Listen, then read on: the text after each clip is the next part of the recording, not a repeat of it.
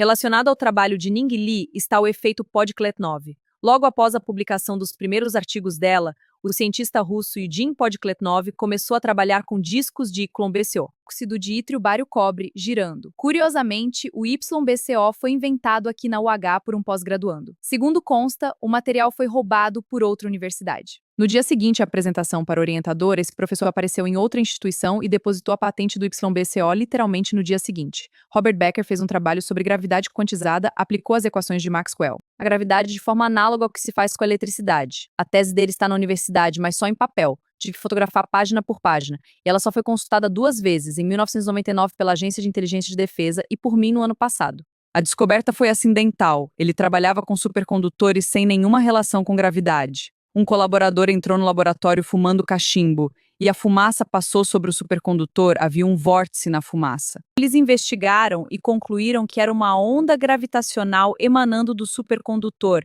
perturbando a fumaça.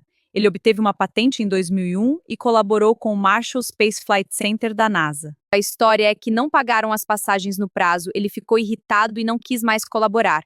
Ele alegou uma redução de 2% no peso, foi novidade na época, mas amplamente contestada depois. O experimento que fizemos na NASA usava uma haste de fibra de vidro no vapor de nitrogênio líquido, com um acelerômetro na ponta para medir impulso. Chegamos a registrar mais de 500 gramas, mas nunca reproduzimos as ondas que ele descreveu. Colocamos um pequeno ímã levitando pelo efeito Meissner sobre um segundo supercondutor e quando disparamos o dispositivo, o ímã foi arremessado.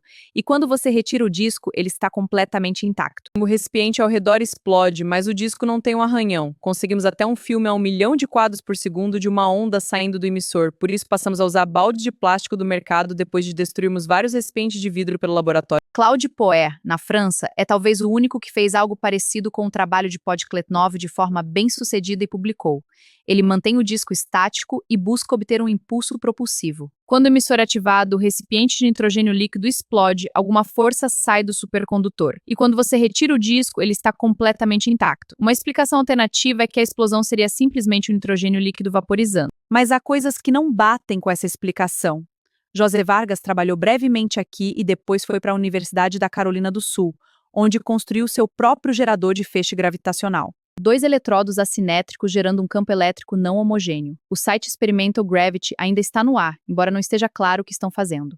Vargas foi à NASA apresentar sua proposta. Ele desenhou o esquema na parede na nossa frente e falava em matemática finsleriana, com símbolos que ninguém entendia. Robert Becker é uma das talvez 12 pessoas no mundo capazes de ler um artigo do Vargas e entender o que ele está dizendo. Brandenburg fala sobre sua teoria GEM, gravita eletromagnetismo e alega uma redução de peso de 7%, com rumores de que já estariam chegando a 20%. O dispositivo tem rolos que giram magneticamente e um fluido ferromagnético no disco central. Boeing Phantom Works. Há também o programa GRASP da Boeing Phantom Works, Gravity Research for Advanced Space Propulsion. Admitiram publicamente em 2014.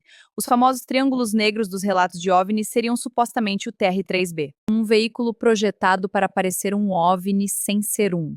Em dezembro de 2017, houve uma grande desclassificação de documentos ligados ao programa ATIP. Entre os documentos estão 2 da DIA. Um dos documentos fala sobre buracos de minhoca transversais e energia negativa. Outro discute motores de dobra, energia escura e manipulação de dimensões extras. Hal Puthoff escreveu um desses documentos. Um deles fala sobre como, se você conseguisse manipular o espaço-tempo, poderia cair em qualquer direção que quisesse, e isso afetaria o tempo também. Um OVNI com esse sistema seria quase impossível de abater. Dentro da nave, a tripulação teria uma semana inteira para reagir a um projétil. É como desviar de balas no Matrix. A bolha espaço-temporal em torno da nave faz com que, por fora, ela pareça se mover em velocidade hipersônica, mas internamente tudo ocorre em velocidade normal. Precisamos de teorias com hipóteses testáveis, foi o que Bryce DeWitt disse nos anos 1950. Estamos na frente do que deveríamos estar. Precisamos resolver a questão da gravidade quântica e então partir para a construção. Também precisamos de pesquisa com financiamento independente, porque nas universidades esse tipo de trabalho é visto com maus olhos, professores têm medo de publicar. Numa instituição de pesquisa privada, você estuda o que quiser. Há basicamente 3 fontes de recursos nessa área: os orçamentos negros do governo, que existem mas são inacessíveis, o financiamento acadêmico, praticamente inexistente, e bilionários excêntricos que fizeram fortuna em outro setor. O que estamos tentando fazer com o Instituto é reunir esses investidores em uma única reserva estável de capital, para que pesquisadores não dependam de um único patrocinador que pode perder o interesse. Qual é a estrutura jurídica do Instituto? É sem fins lucrativos? Somos uma Benefit Corporation, um meio-termo entre uma ONG e uma empresa tradicional.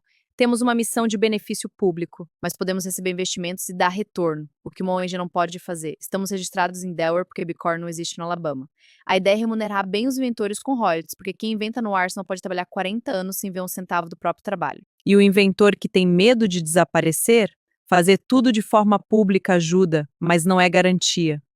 Estamos construindo uma instalação de cerca de 9.000 quadrados, com laboratórios de radiofrequência, laboratório de materiais, oficina mecânica e espaços que empresas podem alugar. O investidor ideal não é aquele que você precisa convencer de que a pesquisa tem valor, é aquele que já acredita nisso. Você vai atrás dessa pessoa, não tenta converter os céticos.